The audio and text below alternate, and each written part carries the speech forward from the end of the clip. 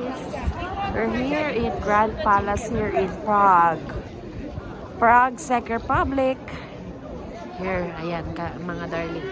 Ito yung Grand Palace. Ito yung church nila inside the Grand Palace. Ayan. See? And ito naman yung ano nila, yung home ng ano nila ng president nila. Ayan, katabi na.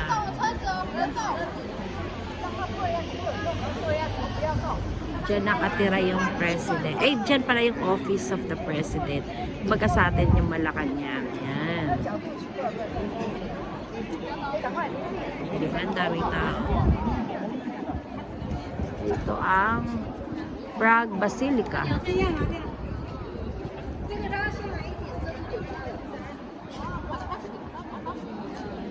Okay.